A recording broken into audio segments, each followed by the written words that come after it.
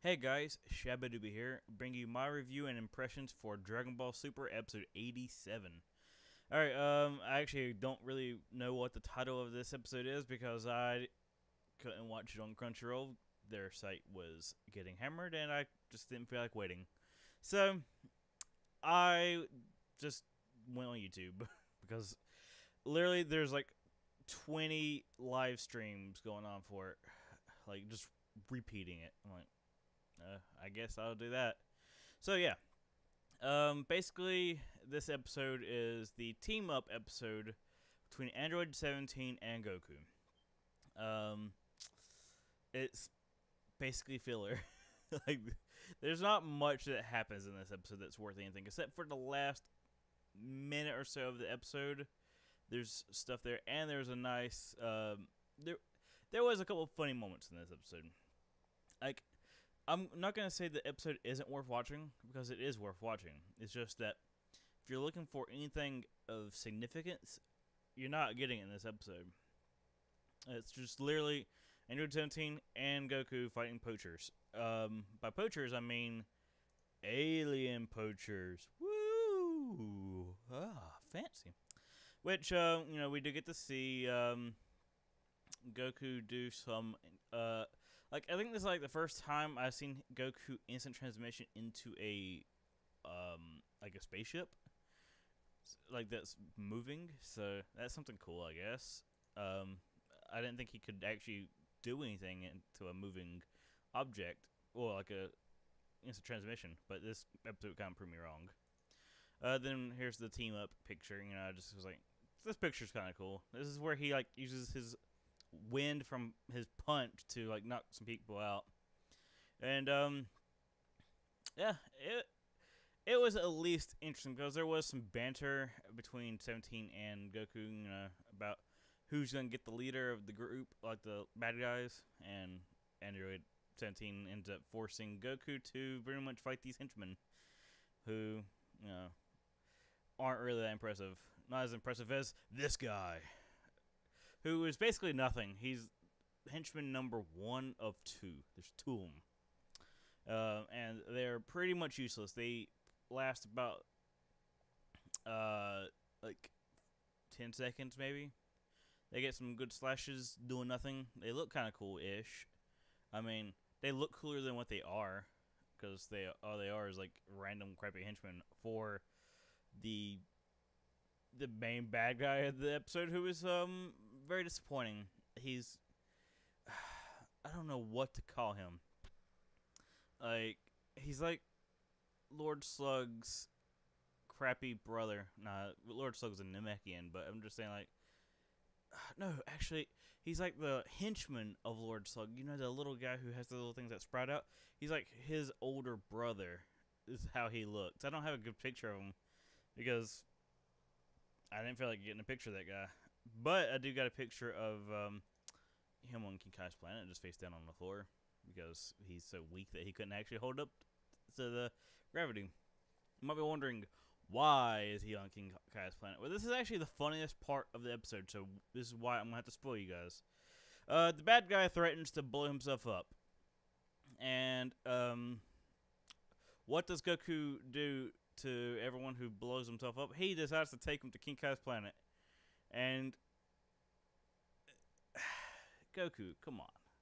King Kai's been through enough, you gotta put him through a little bit of break. I just thought it was hilarious that this is the first thing, like, when he teleports someone who's about to blow up, he always teleports them to King Kai's planet, and like, King Kai's like, I'm not like a bomb disposal place, don't do that. So I thought that was actually pretty funny. And I guess it's the first time King Kai's met Android 17, so that's kind of cool too, I guess.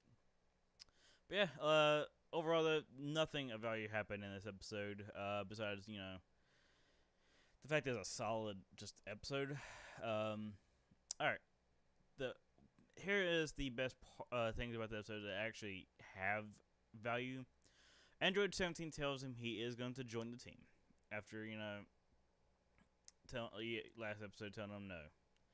And he also tells him what he's going to do with this, like, because Goku promises him the access to the Super Dragon Balls, which is kind of odd, considering everyone in the galaxy everyone in the universe probably also wants access to them. So, and what does Android 17 want when he wins? A boat. He wants a boat.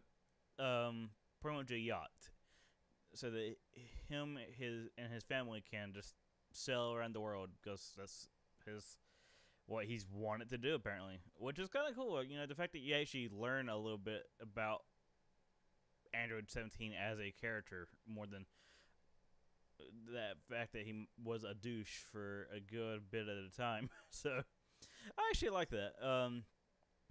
But like I said, episode is pretty much forgettable.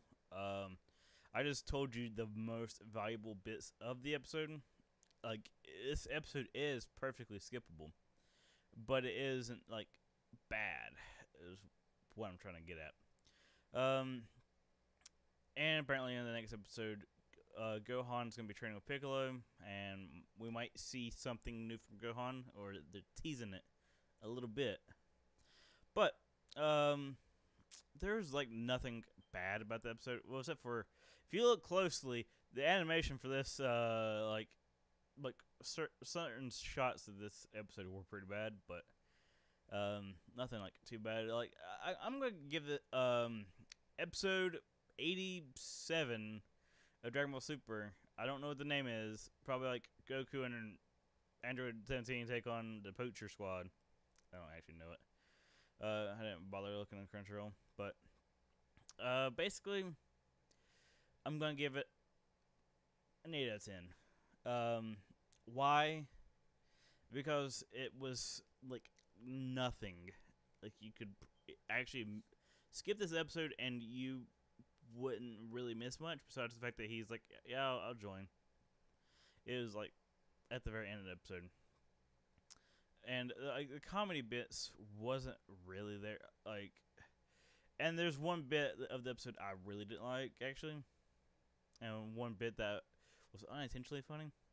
Alright, the bit that was bad that I didn't like was actually, Beerus had a dream that Goku died, and this happened during a scene where the guy was like threatening to blow up the spaceship, which well, in Beerus' dream he died, and it was the same way. So it was just like, I would say it's almost like clickbait, but you're already watching the episode, so it's like a weird psych out. It's like, oh no, he's dead. Oh, never mind. Commercial break. He's actually alive. Beerus was actually having a nightmare dreaming that Goku died. I hate that. That's so stupid. That's a personal pet peeve of mine. And I thought that was a big negative in my opinion. And the other part that was unintentionally funny was the looks on, like, the sound effects when it like looks at a character and they're serious and goes like, I don't know how to make it this noise. One day I'm gonna just like cut that sound effect and use it on my own, like for videos. Like, I'm just gonna like have it zoom into my face and go zoom, zoom, and it did it like 4 times in a row. It was like, okay,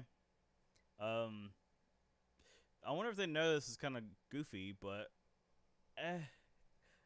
it's unintentionally funny. Like, it had no, like, it wasn't like meant. I don't think it was made to be funny, or I mean, it might be.